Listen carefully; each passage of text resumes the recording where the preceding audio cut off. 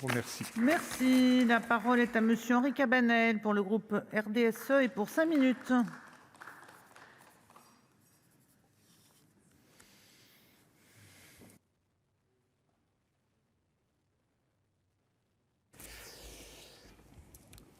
Madame la présidente, madame la ministre, mes chers collègues, les crispations autour du développement de l'hydroélectricité constituent l'exemple parfait des conflits d'usage autour d'un patrimoine naturel que nous devons protéger et nous devons d'assurer l'accès équitable entre acteurs aux intérêts a priori divergents et tout aussi légitimes.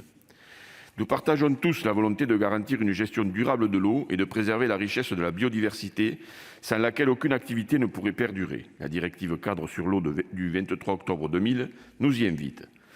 Pas moins de 3 rapports ont été publiés par le Conseil général de l'environnement et du développement durable en l'espace de quelques années dans l'objectif de parvenir à des solutions de compromis et de désamorcer les tensions.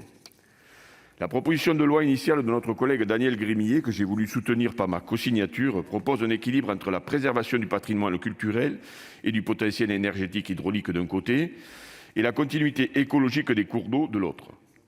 Comme il l'a rappelé, ce texte a été rédigé à droit environnemental constant et c'est tout le mérite d'une telle démarche que je tiens à saluer. En effet, un recul des normes environnementales serait contre-productif. Outre des effets négatifs sur la biodiversité, il aurait pour conséquence une baisse de l'acceptabilité des installations et une multiplication du contentieux. Les acteurs de la petite hydroélectricité ne s'opposent pas aux prescriptions environnementales en tant que telles, si ce n'est le coût souvent prohibitif des aménagements pour les installations qui peinent à être rentables. C'est pourquoi l'hydroélectricité doit être soutenue à la fois par le développement d'un cadre stratégique volontaire de la part des pouvoirs publics, par la simplification des relations avec l'administration et par un accompagnement financier visant le respect des normes environnementales dans la poursuite des interventions législatives récentes. Le rôle du Parlement est ici renforcé avec l'expression dans la loi des cibles de puissance installée. L'intégration au sein de la programmation pluriannuelle de l'énergie d'une évaluation des capacités installées au niveau national et régional des installations autorisées et concédées, ainsi que des STEP, est bienvenue.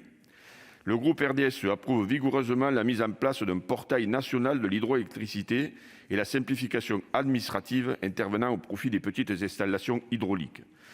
L'expérimentation proposant la mise en place d'un référent unique, d'un certificat de projet, d'un rescrit administratif ainsi que d'un médiateur répond à cette problématique. Sur le cadre législatif applicable aux moulins à eau, l'article 5 accroît la lisibilité de la dérogation aux règles de continuité dont ils peuvent bénéficier lorsqu'ils sont situés sur les cours d'eau de catégorie 2.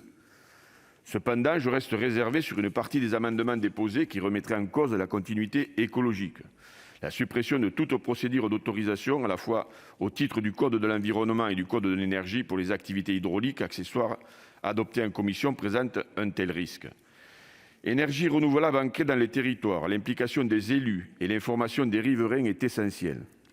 Aussi, nous soutenons pleinement les dispositions visant à favoriser la concertation à travers le recours accru des comités de suivi de l'exécution de la concession et de la gestion des usages de l'eau et par l'obligation d'information des élus et des acteurs locaux sur toute évolution des concessions. Enfin, s'agissant des allègements de la fiscalité locale, nous nous rallions à la position de la commission des finances. L'exonération de la taxe foncière sur les propriétés bâties pour les aménagements destinés à la préservation de la continuité écologique doit être laissée à la libre appréciation des collectivités locales. Le dispositif de suramortissement non cumulable avec tout autre soutien public applicable à ces équipements est quant à lui pertinent. La houille blanche, constituant la moitié de notre production d'électricité renouvelable, l'une des plus anciennes formes de production d'électricité, mérite toute notre attention et surtout des investissements. Embourbée dans une procédure engagée il y a plus de 10 ans par la Commission européenne concernant les concessions arrivées à échéance, l'avenir de notre hydroélectricité est en suspens. D'ici 2023, 150 concessions seront échues. Comment se projeter résolument dans la transition énergétique dans une telle incertitude ? Ce patrimoine doit être entretenu et modernisé dans la perspective d'une forte pénétration d'énergies renouvelables dans le réseau électrique. Le projet Hercule illustre une nouvelle fois le manque de transparence sur l'état des négociations au niveau européen sur des sujets de si haute importance. Pour l'heure, le groupe RDSE soutiendra cette proposition de loi qui a trouvé pour l'instant un bon compromis. Je vous remercie. Merci, Monsieur Cabanel, qui a tenu ses engagements. La parole est à notre collègue Fabien Gay pour le groupe CRCE.